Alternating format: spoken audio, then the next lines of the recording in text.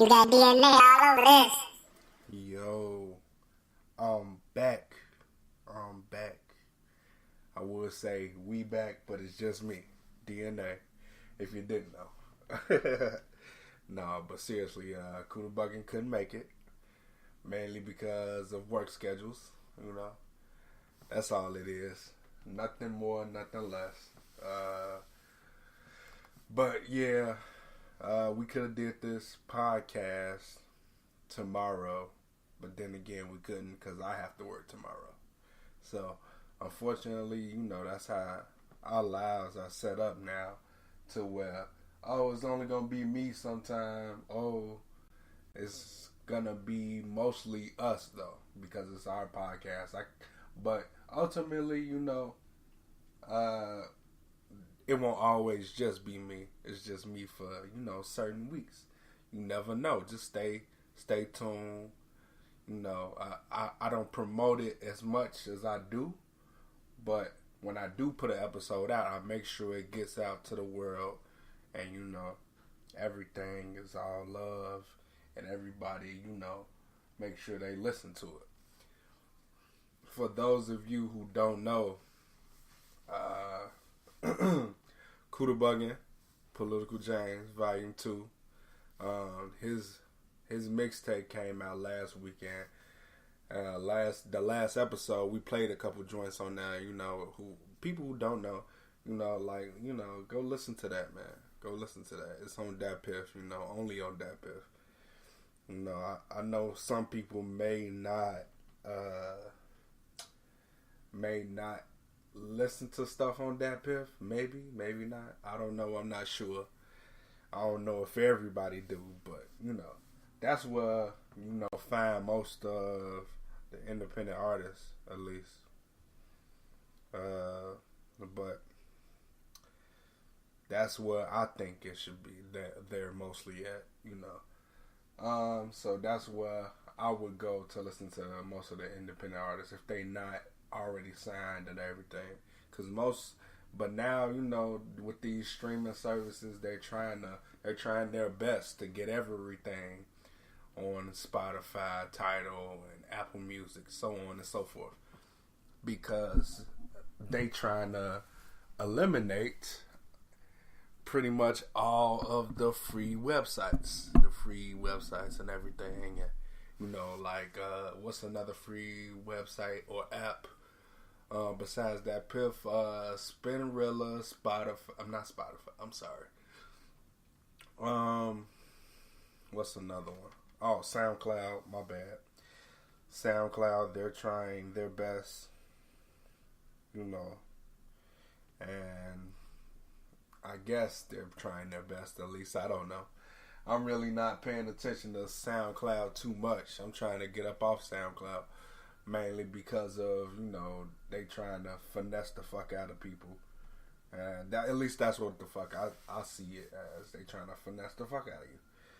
But, hey, to each his own, though, you know. I encourage everybody, but if you are an independent artist and everything, I encourage you to, you know, read over everything. If you got management, have your manager read over everything and look at everything before, you know, you sign on a dotted line or you go through whatever you're going through. Put a full-fledged, you know, press down on the gas real hard before you do that and everything on whatever situation you're trying to put yourself in. And, you know, be knowledgeable of what the fuck is going on. Make sure you recouping all your money. Like, make sure you getting your money back in full, and you know, whatever you putting all your energy into, make sure you know, go ahead and, you know, pay attention and just really focus and make sure you getting your money's worth. Like, you know, if make sure you handle everything properly is in other words, you know, and be smart, you know. Don't know your worth. Basically, know your worth is what I'm really saying. Ultimately, know your worth. But yeah, man. shit.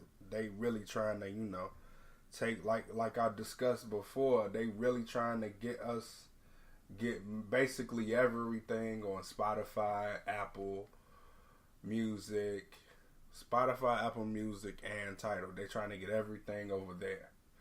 Basically, those are the biggest streaming sites that's paid subscription. You gotta listen and everything through that way. I got Spotify and Tidal. I have Spotify because I like to listen to Joe Budden's podcast on the first time it's being released, and most of the time it's released on YouTube like a day later or something like that. Kuda Bunga know the dates, and Joe Budden know the days that it's released. But I want the Joe Budden podcast sooner. He's one of my inspirations if I haven't told y'all all that already. But yeah, man, like I got Tidal because I want Jay-Z catalog, man. I really want Jay-Z catalog. So, and I want to listen to everything, learn everything that needs to be learned, Not as an MC because I'm retiring soon. I'm not really an MC. Never wanted to be an MC, but I already touched on that a while ago. If I haven't told y'all, but I'm kind of rambling. But I'm getting my time to talk a little bit more. I know I stutter a lot or whatever, but I gotta be 100. On here, I always gotta be 100. It's the Cold Hard Facts podcast. It's always cold hard facts. If you didn't know, but now you know. You feel me? But seriously though, let's get into some album reviews. A couple projects came out every Friday, as you normally been. Too much music out at once. I feel like it's being oversaturated a little bit, but hey, to each his own, like I said before. Let's see, not 21 Savage, I'm sorry. Metro Boomin came out with his project, and it had a lot of dope features, and it was a couple of left. You can tell if you have listened to it or haven't listened to it, whatever, you could tell that a couple of those songs were left offs of Astro World, maybe, possibly, it's possible. But then again, it's like, who cares?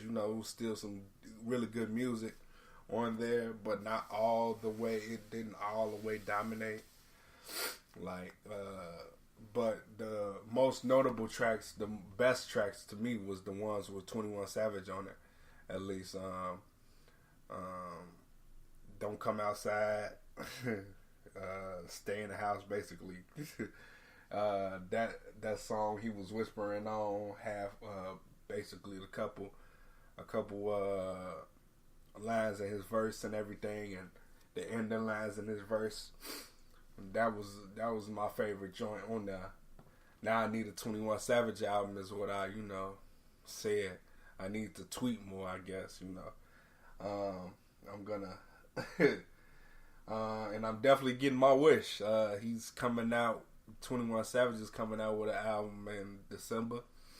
And December is right around the corner. These months are like weeks, damn near. But yeah, I pretty much, I was expecting that anyway. I was expecting the 21 Savage album to come out because he's been really, really quiet and everything. So that's why I'm like, come on, man, I need a 21 Savage album. And it didn't happen yet. And I was just like wondering, like, why hasn't it happened yet?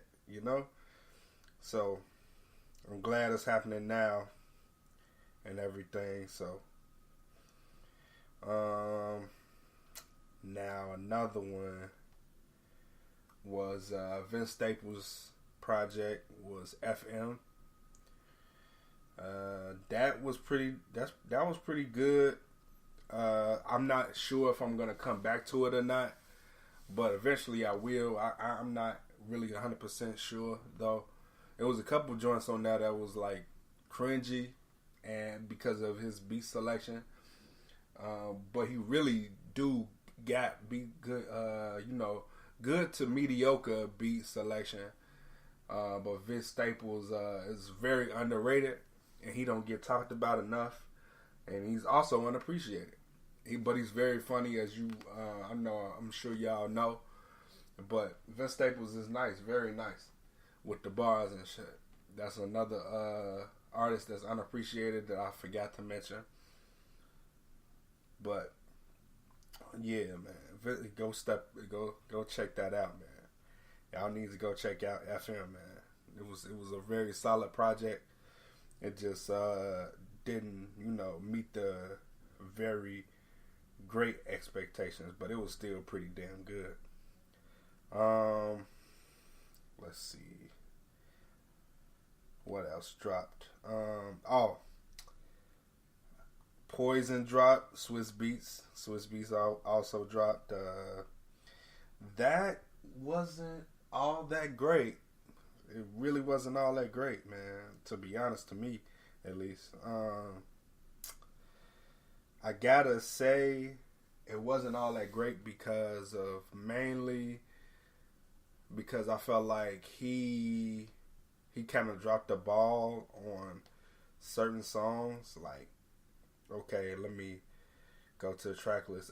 Pistol on My Side was what expected, because he did put that out first a while ago, like back in October. That was what was expected. Preach was decent, Echo was pretty good. That was good. That was like one of the solid tracks. Cold Blooded was solid. 25 Soldiers, that didn't need Young Thug. I felt like Young Thug did not fit on that beat. Swiss Beats is a very good producer, but that was very underwhelming. Stunt didn't need to be on there. I felt like I didn't need a verse from Swiss Beats. Swiss Montana, y'all should know how I feel about Swiss Montana. I'm good, and Something Dirty, Pick Got Us. That was very underwhelming, mainly because Kendrick Lamar didn't really have a verse. That was like a 4-bar bridge or something like that. That wasn't no damn verse though. Like Cold Blooded, yeah, that was solid.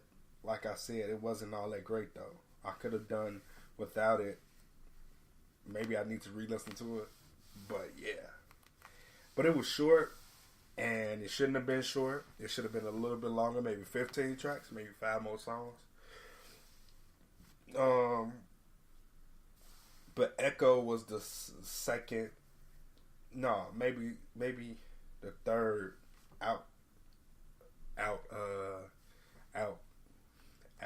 standing track that was like very noticeable and got your attention. So Echo, the only 3 tracks I liked was Pistol on My Side, of course, and Echo and Cold Blooded. Oh yeah, and Preach was decent too. So 4 tracks out of 10, that's terrible. That's real terrible. Like I expected more.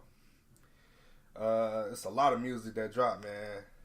Styles P dropped. I did not listen to that though, but I'm gonna have to go listen to that because he dropped a lot of music this year. It's also 10 tracks. He ain't got no features either. I'm gonna definitely listen to that. It's called Dime Bag. I hope everybody else listened to it. Block Boy JB dropped.